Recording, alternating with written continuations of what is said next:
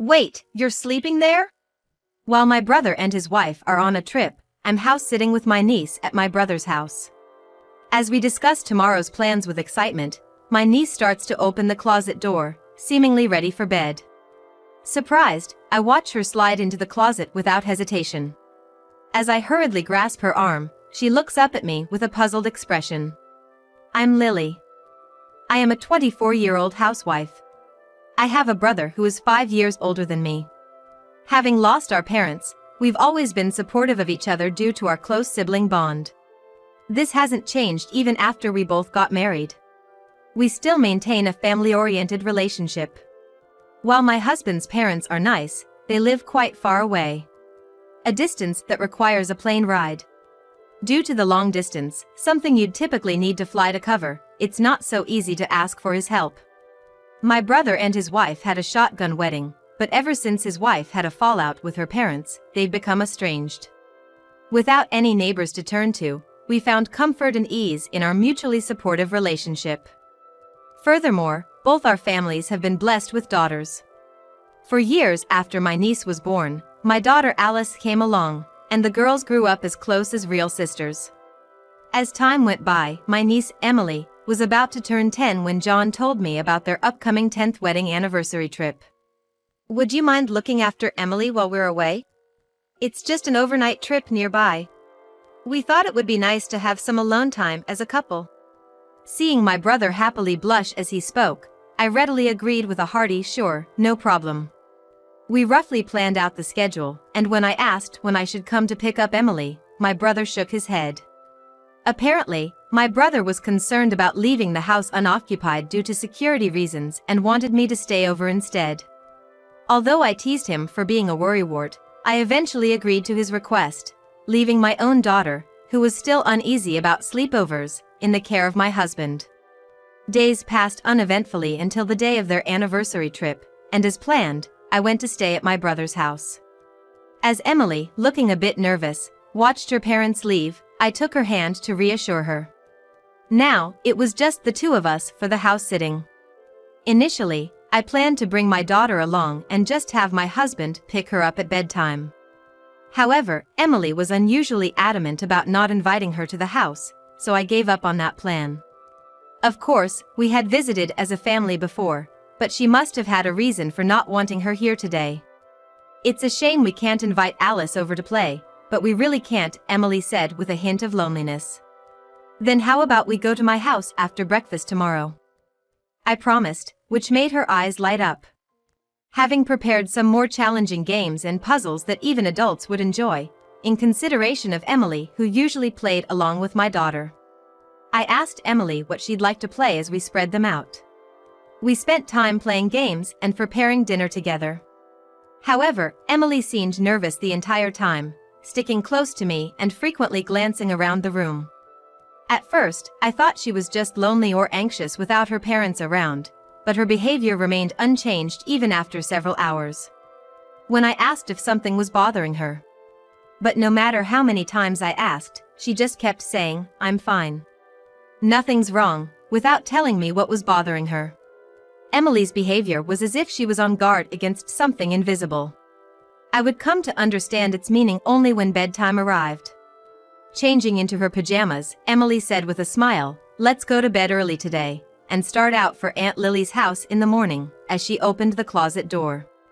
Inside was a set of bedding, prepared at some unknown time. As I was struggling to grasp the meaning of this, Emily quickly laid down on the mattress and attempted to close the closet door, saying, "Good night." "Wait, Emily, you're sleeping in there?" I blurted out, somewhat louder than I intended. Emily replied with a serious face. "Yes, but it's okay. I'll leave it slightly open. If anything happens, I'll wake up right away." I tried to hide my confusion as I suggested, "Why don't we sleep together tonight?" After a few tries, Emily finally agreed and reluctantly got into my bed. She asked if it was okay to keep the bedding in the closet as her hiding spot, and even though it deepened the mystery for me, I naturally agreed. I then cheerfully asked, "Why do you need a hiding place?" After she made me promise not to laugh, she whispered her answer. "The monster is coming." If that were all there was to her story, I would have thought it endearing in the way children are. However, the story that followed was enough to make me believe in the existence of the monster. Emily shivered and clung to my arm. The monster is very scary and clever. That's why it only comes when Daddy is not here. Mommy says I can't leave the closet until she has driven the monster away. She always cries while she's driving it away. I tried to help her once, but it was too scary when it pounded on the closet door. Hugging the trembling Emily, I let out a sigh inside. This monster was probably real. It probably wasn't a ploy to get a night owl kid into bed. I was caught off guard by my sister-in-law's affair, and I didn't know what to do. If the monster was her lover, it wouldn't come to this house when she wasn't here. Still, Emily believes the monster comes on the days when her father isn't home.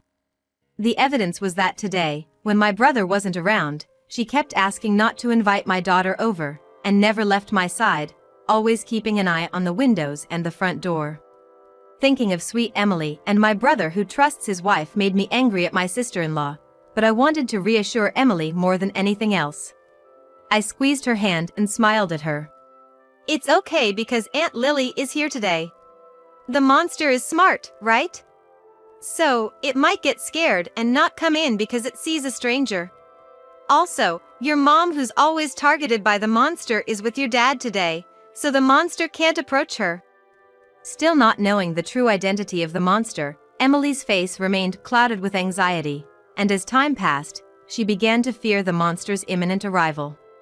I managed to calm her down as she suggested hiding in the closet together by telling her she could talk to me about anything that bothered her about the monster. I hoped that by addressing each of her concerns one by one, Emily would eventually feel sleepy. However, after hearing another fact from Emily, I couldn't sit still and ended up rushing out of the house with her still in her pajamas. I quickly drove back home, explained the situation to my husband, and then he headed to my brother's house. I had my husband and his friends stay over there. Around 10 p.m. that day, when my husband and his friends had headed over to my brother's house, I received a call from my brother, who was on vacation, asking about Emily's condition. Did Emily go to bed? Forget about your husband and daughter and get some rest yourself. Make sure to lock the doors, okay? Good night. After asking about Emily, my brother's final words were to ensure I locked up and got some sleep. I was sternly told not to leave the house, and I struggled to keep my voice steady. After hanging up, I looked at Emily, who was sound asleep with my daughter, and pledged to drive the monster away. The next morning my husband, who had stayed overnight at my brother's house, came back. My body trembled with fear and anger as he told me what happened last night. Relieved that my decision from yesterday had been the right one, I spent the rest of the day at home with Emily and my family, waiting for my brother and his wife to come pick her up. When my brother saw us, he was quick to question why Emily and I had left the house during the night. Why didn't you guys stay at the other house? I told you repeatedly not to leave our home.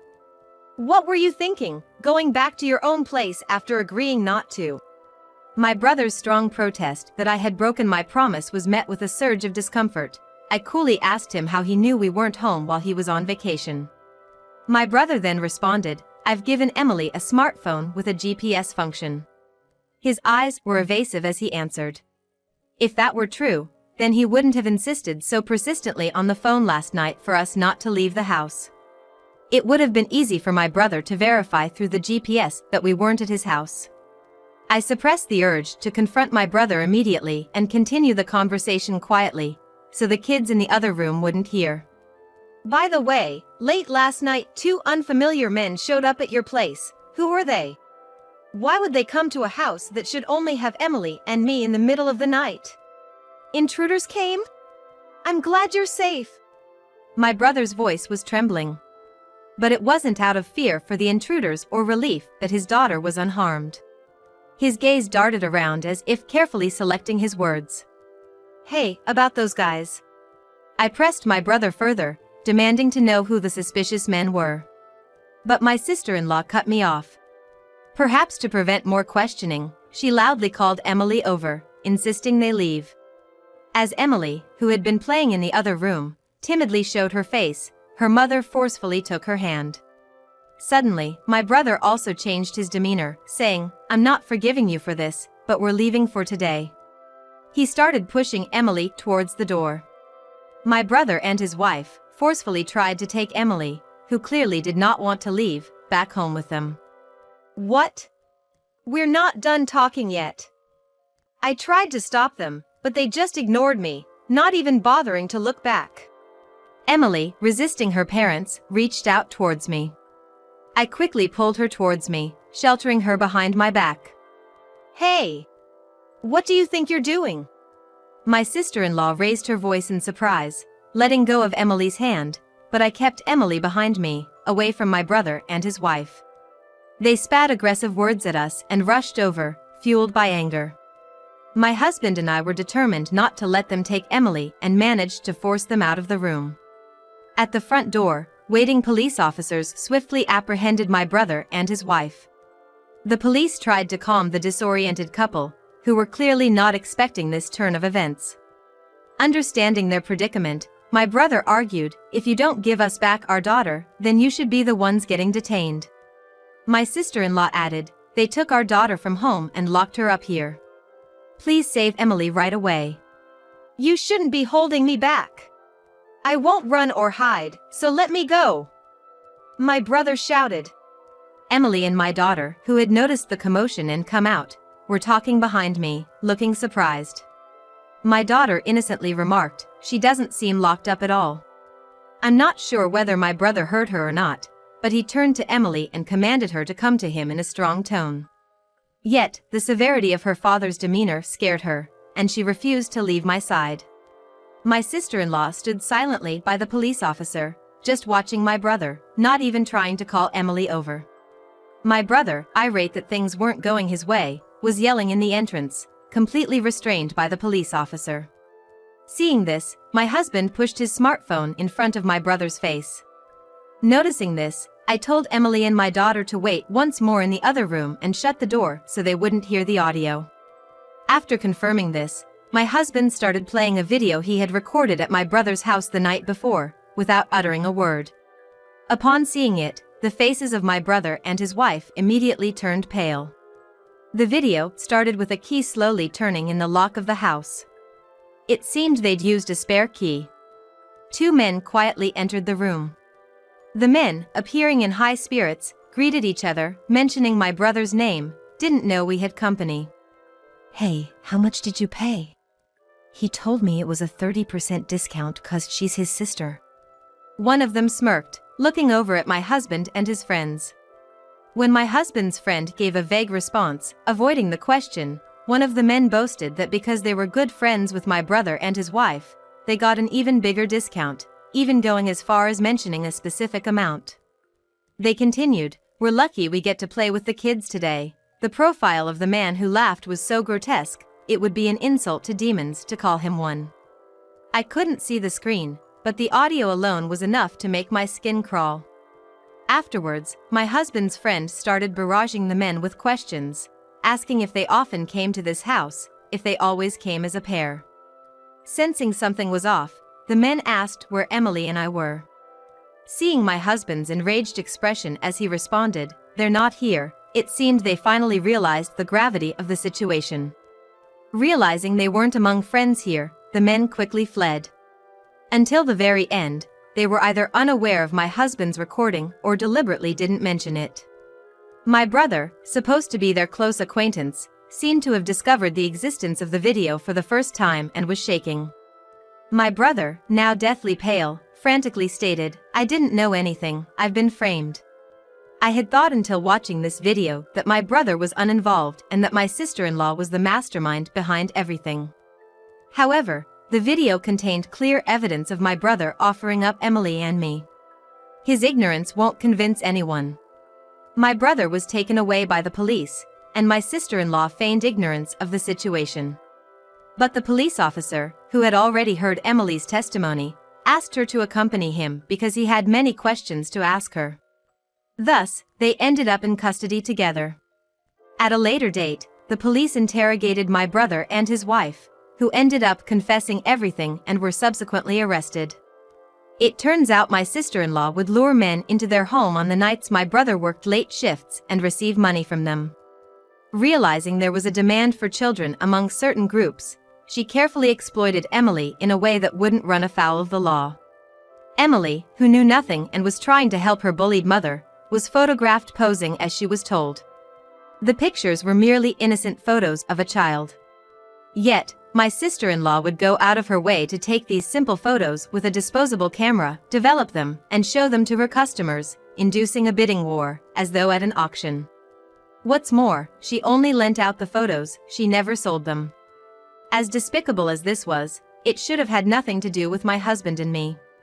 When my brother became aware of his wife's business, he didn't scold her or protect his daughter.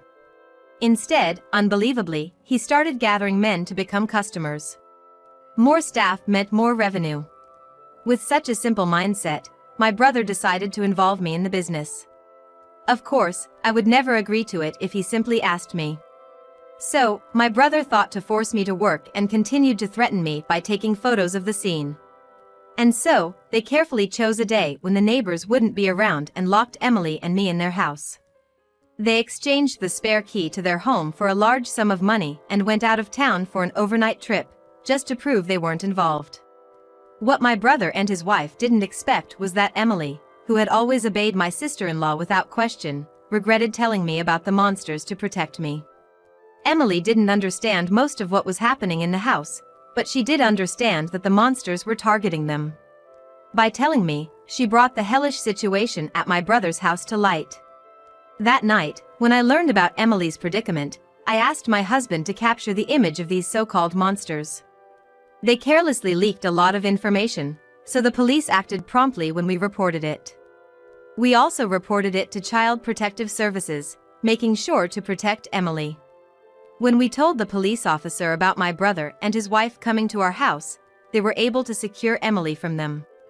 My brother and his wife were arrested on serious charges such as child welfare law violations and violations of laws preventing child exploitation. Despite being first-time offenders, they could not avoid imprisonment. The photos of a child they had been taking over several years were considered highly malicious. Once an image is leaked on the internet, it can never be erased. I was shocked when the police told me this, but fortunately, my sister-in-law had not digitized or sold Emily's photos, and they were securely stored, preventing any leakage. I don't understand how my brother, who had been kind and reliable to me, could have become such a terrible person. We had been helping each other out as usual until then. The fact that I didn't notice this distortion scares me. Anyway, I want them to face what they've done. Following the arrest of my brother and his wife, the so-called monsters were also brought in for questioning by the police. They apparently argued their innocence, claiming that because their plans had not been successful, they weren't guilty.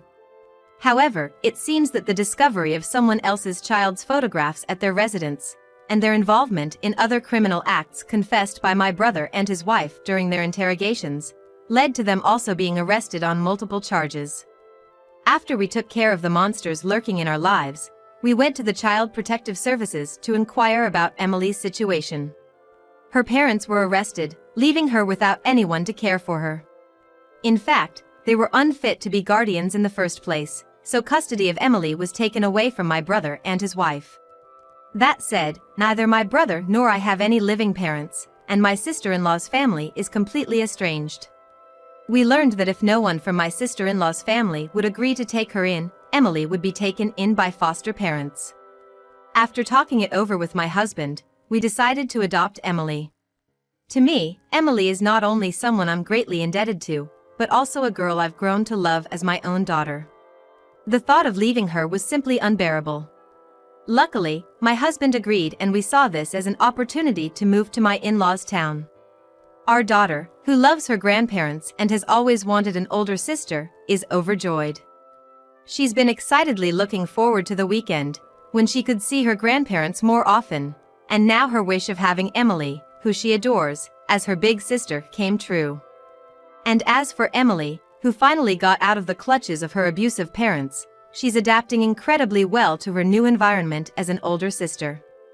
It's amazing how resilient kids can be. She's beginning to lead a happy and peaceful life.